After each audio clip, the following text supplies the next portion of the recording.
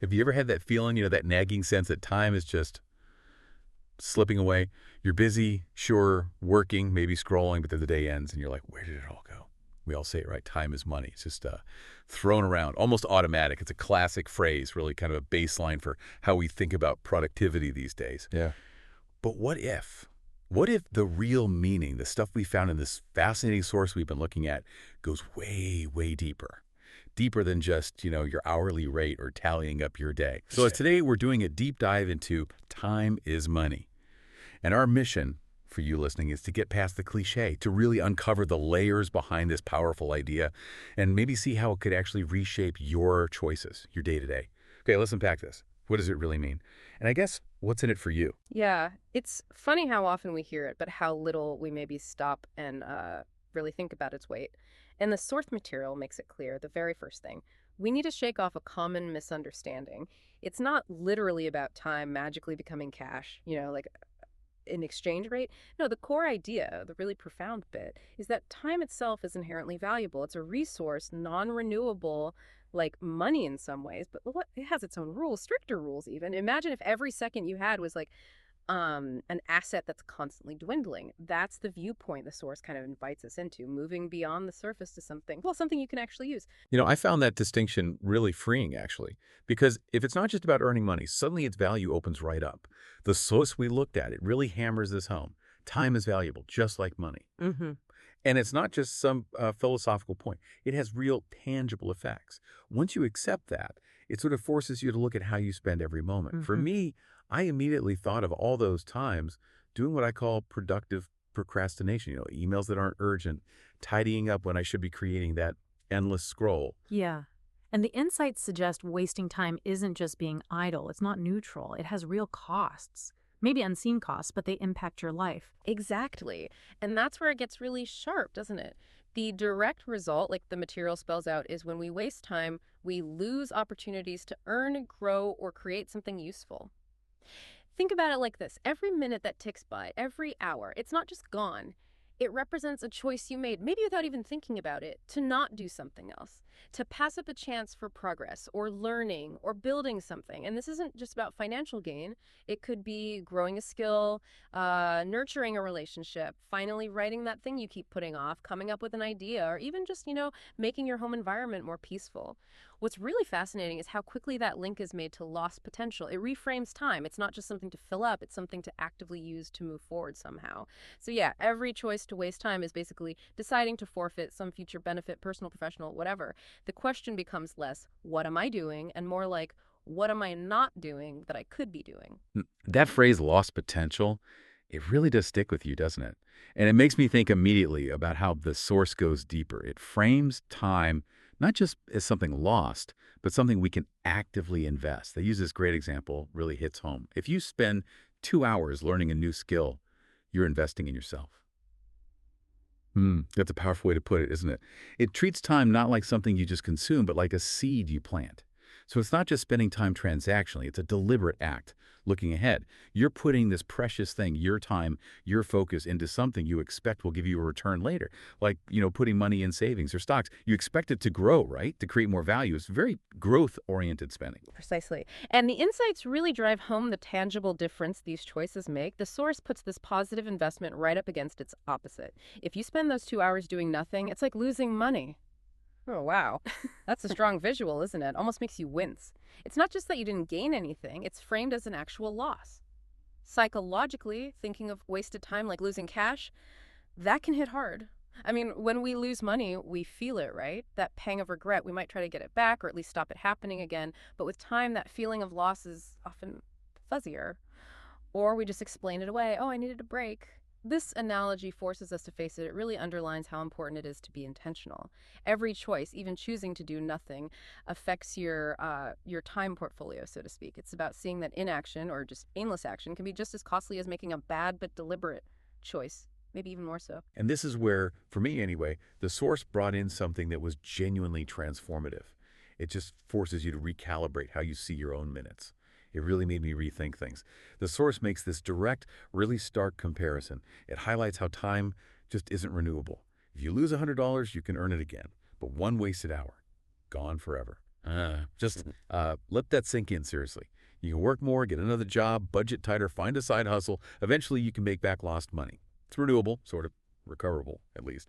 But time, that minute you just spent listening, the hour before this, once it's passed, it has passed. There are no refunds, no second chances, no earning back a moment you wasted. It's absolutely irreversible.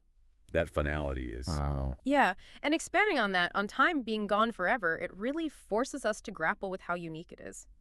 So this brings up a big question for you, listening. If time truly is non-renewable, this finite thing you can't get more of, how does that fundamentally shift your perspective? How you manage it? It stops being just about earning or spending like with money where you can always try to refill the pot. Now it's about managing something that is absolutely fundamentally limited, and it's diminishing constantly. Understanding this irreversibility should really push us to be more discerning, shouldn't it? More purposeful, more present with how we dish out every slice of our day. It turns time from this vague idea into something tangible, something dwindling, that demands our respect and, frankly, strategic handling. It's the ultimate limited edition, you could say. And it's exactly that understanding time as this finite, precious thing that leads to another really interesting observation in the source. It goes beyond just being busy. They talk about how successful people plan their day, but it's not just about filling slots on a calendar. The really interesting part is how they do it.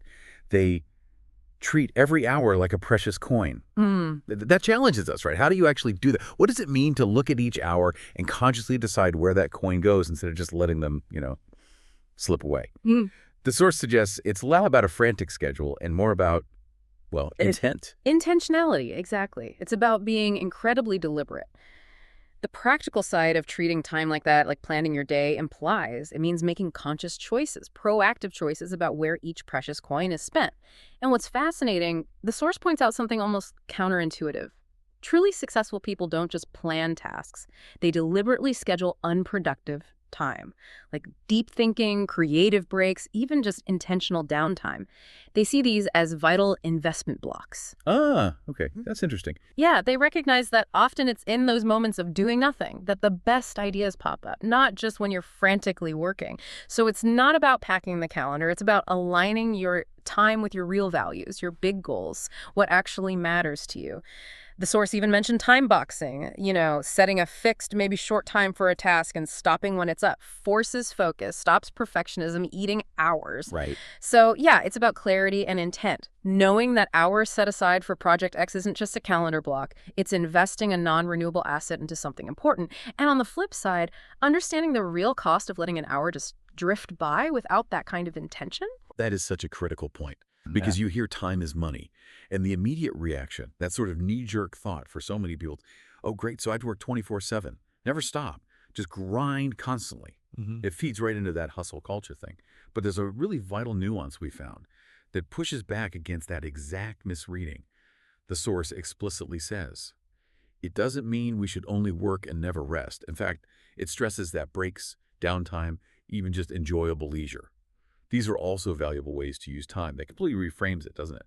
It suggests smart time management isn't just about maximizing output. It's about maximizing well-being, long-term effectiveness, overall fulfillment. It's holistic. Absolutely. And this raises that important question. What really is valuable spending of our time? The source clarifies that things like relaxing and spending moments with family and friends, these aren't just okay to do. They are valuable uses of time. That's a crucial difference. It means not all non-work time is automatically wasted time. In fact, these periods, resting, recharging, connecting with people, they're identified as essential. Part of a purposeful and ultimately productive life. Think of it like a machine. If you push it constantly, no maintenance, no cool down, it's going to break, right? Or at least not work as well.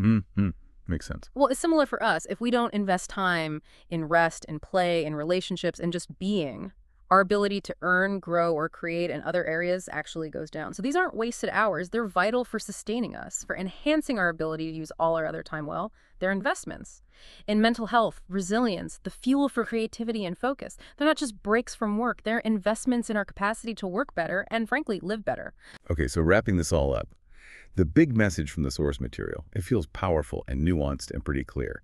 Spend time like money carefully and with purpose.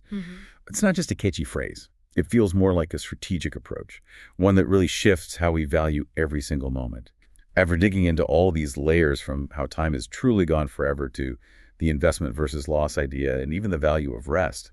What does this all mean for you? How does getting your head around this maybe change how you look at your next hour or your next day or even a big decision coming up? It really does change the lens, I think. That's exactly it. The core of time is money really boils down to intentionality, valuing every moment, whether that moment is for deep work or learning something new or essential rest or connecting with someone important. It's about realizing you're the manager of this finite, unique, incredibly precious resource. You wouldn't just carelessly toss away $100, No, right? hopefully not. So why let an hour vanish without thought, without purpose? It's a call to be more conscious. A powerful reminder that your time budget, unlike your bank account, can't be topped up once it's spent. It's a challenge, really, to live deliberately, choose your investments wisely, and cherish every single irreplaceable second. And there we have it.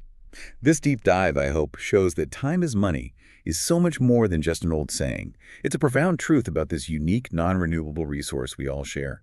And treating it with that same care, that same intention we give our finances, including those smart investments in ourselves, our growth, our well-being, that seems absolutely key to a more purposeful life, a more fulfilling one. Right. And maybe as a final thought, something to mull over.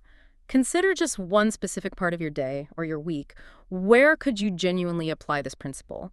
Spend time, like money, carefully and with purpose.